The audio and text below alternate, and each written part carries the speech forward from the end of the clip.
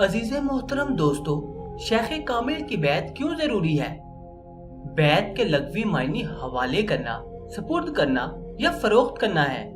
تصوف میں مرید کا اپنے شیخ کامل کے ہاتھ پر اپنے نفس کو سپرد کرنے اور فروخت کرنے کے نام کو بیعت کہتے ہیں، یعنی اپنے تمام تر ارادوں اور اختیارات اور خواہشات نفسانی کو ختم کر کے خود کو شیخ کامل کے حوالے کر دے اور راہ سلوک میں اس کی رضا و منشا کے خلاف کوئی بھی قدم نہ اٹھائے۔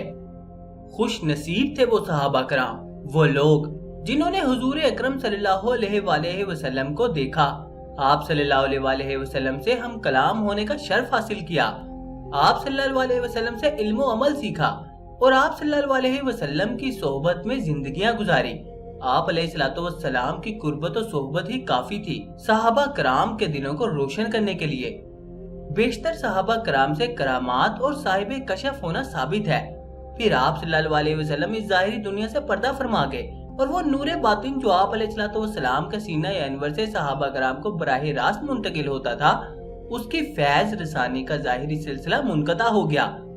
تابعین نے صحابہ کرام سے نور باطن حاصل کیا اور بعد میں آنے والوں نے تابعین سے، لیکن جیسے جیسے وہ وقت گزرتا گیا وہ نور باطن مانند پڑ گیا اور سینے خالی ہوتے چلے گئے۔ اس نور کے خلا کو پر کرنے کے لیے بزرگ حضرات نے کلام پاک سے کچھ وظائف ترتیب دیے، تزکیہ نفس کے کچھ مجاہدے تشکیل دیے اور اپنے شاگردوں کو ان کے ذریعے تربیت دینی شروع کی۔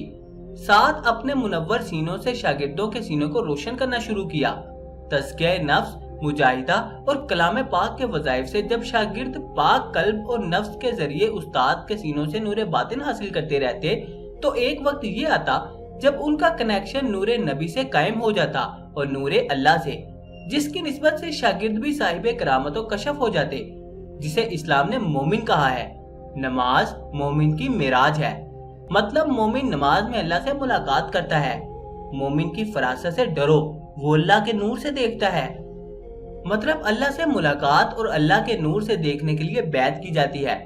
تصوف میں بیعت کرنے والے اور جس کی بیعت کی جا رہی ہے دونوں کی طرف سے ایک معاہدہ ہے، جس کے معنی یہ ہے کہ بیعت کرنے والا بیعت لینے والے کی اطاعت اور پیروی کرے گا۔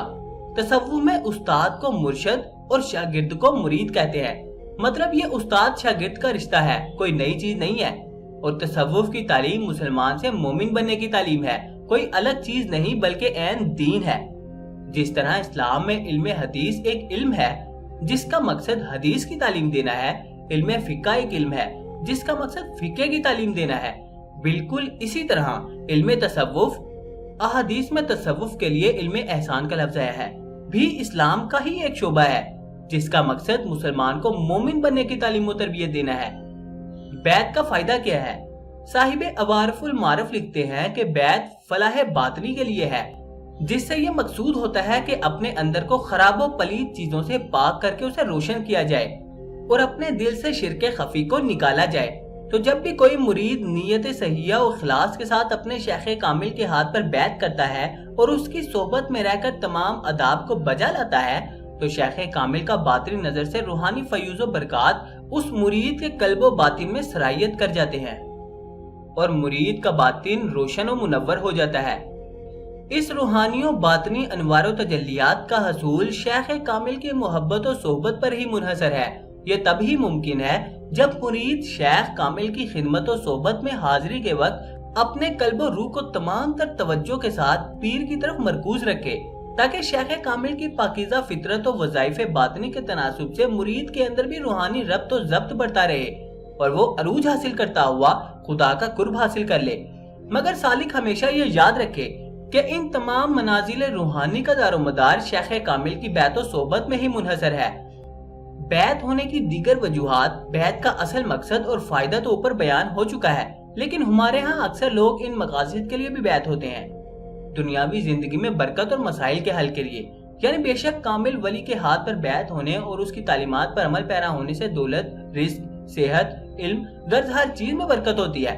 اللہ کی رحمت میں آنے کے لیے اللہ کے قرب والوں کی صحبت اور بیعت سے اللہ کی رحمت ملتی ہے۔ شیطان سے پناہ کے لیے شریعت کی پابندی اور تزکیہ نفس کے ساتھ صاحب کشف و کرامت ولی اللہ کے حکم سے شیطان کو آپ کی راہ میں آنے سے روک سکتا ہے۔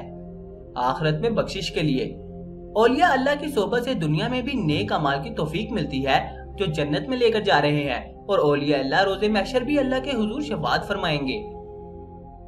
تو دوستو، امید ہے کہ آپ کو یہ ویڈیو پسند آئی ہوگی۔ ویڈیو پسند آئی تو اس کو اپنے دوستوں کے ساتھ شیئر ضرور کریں تاکہ ان کا بھی فائدہ ہو سکے۔ جزاک اللہ۔